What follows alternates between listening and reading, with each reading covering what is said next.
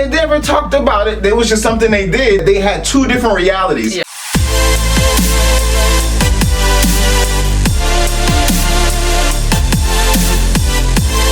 Josh and I, we spoke about this the other day. You know, mind your business. Just your business of your mind state. You know what I mean? Your business is your mind state. Yeah. Exactly. So like, set goals just for mental health. Yeah. Set goals for check in with each other. Exactly.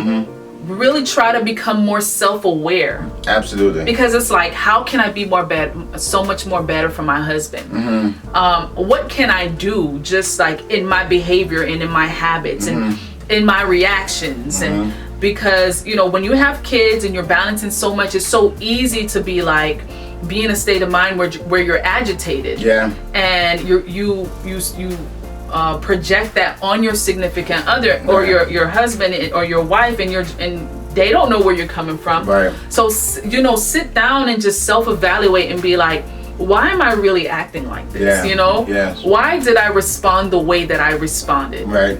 And just kind of, when you do that, now you can figure out what the reasoning is and just kind of, you know, when that's happening, even if you have to take a moment and just be like, listen, I just need a moment. And now you know what your triggers are.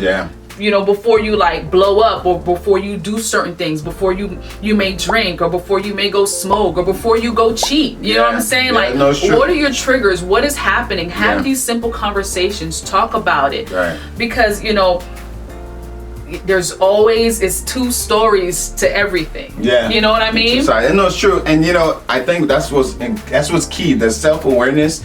That's the benefit to setting goals. Because when you're setting goals, you're thinking about the desired end result, but you can't get there unless you know your starting point. You know, they say the most important rule to reading a map is knowing where you are. You can look at a map all you want to and know where you want to go, but unless you know where you are, then you don't know how to form a plan to get there. And so, like, for setting a goal for getting out of debt.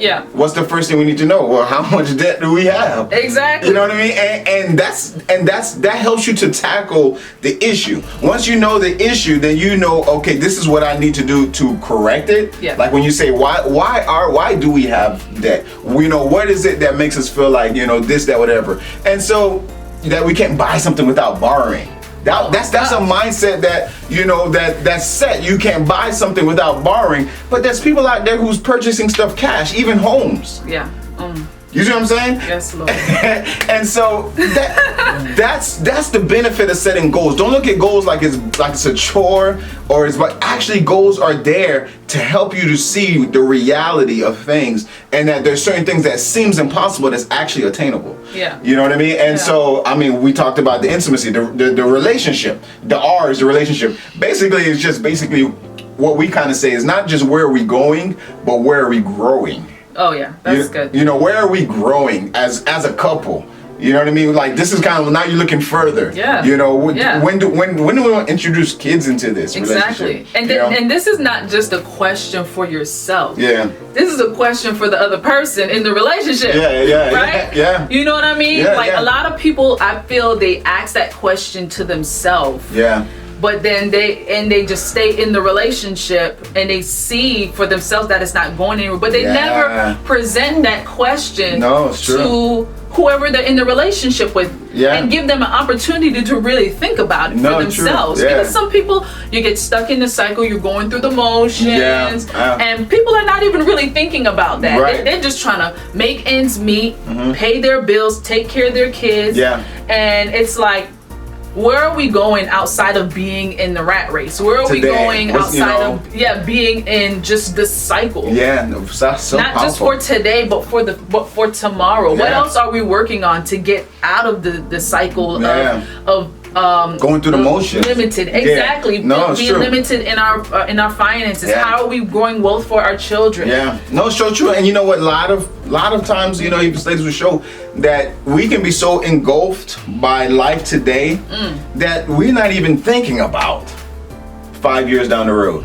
Oh my gosh. You know what I mean? No, we're not even thinking about that because we're just trying to get through today. Especially when if something always comes up, and you're not in a position where you have money saved up, if you have consistent crises. And when I mean crisis, I'm not talking about like, you know, you're being attacked by people, but like near-death experiences. No. Exactly. No. I'm talking about something comes up with the car. Yeah. Something comes, setbacks. Yeah. That's what we're talking about. Right. Like, if you're living like in crisis mode constantly, it's so hard. Yeah. To break out of the cycle. Right. You gotta position yourself financially. Yeah.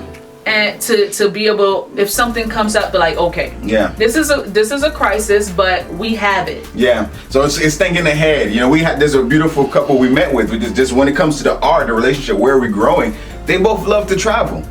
And that's just sitting down and talking. Yeah. They really kind of come to see they love to travel. So part of their goals for growing in a relationship is traveling more together. It's keeping it simple, the S. It could be simple. So what do we do to position ourselves so we can travel and still be handling our business? Not during the pandemic. Yeah, not during the pandemic. There are some things you can do. You know, I hear some people, they go to campgrounds, you know, where it's just them and their family, and they, you know, they have time together. There's things you can do safely, but that's just something to consider. You know, where are we growing? Where beyond this month, beyond 2021, let's just call it 5 years. You know, 2026. You know, where do we want to be? So what are we going into next? Sex. Well, I think we kind of touched on sex and intimacy already. Yeah. No, but here's the thing.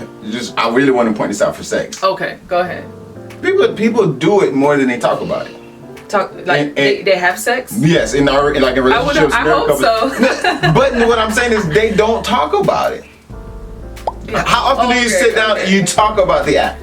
You ask your spouses rather than having to guess. They don't want to talk about it, they want to do it. But look, here you go. I never talked about what is it that you like. Is there anything that I do that makes you very happy? You know what I mean? Like you know, and so now they're left guessing, am I making my significant other, am I making my spouse, are they satisfied?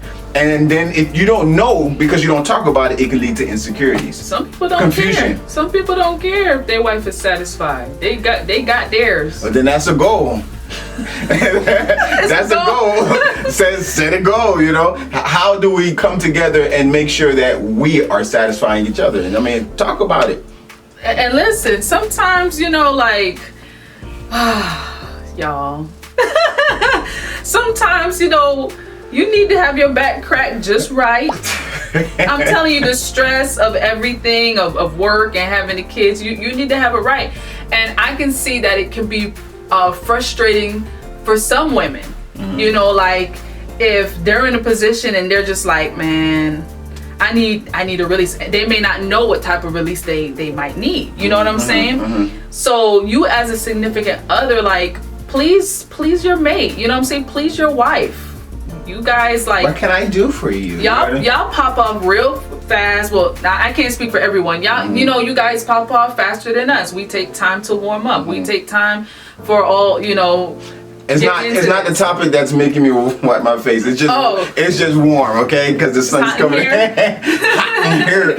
No, it's good, and that's good because you both walking away knowing that you both are satisfied. I think that's your feeling. You know, and that connects with the intimacy because it's like you know each other.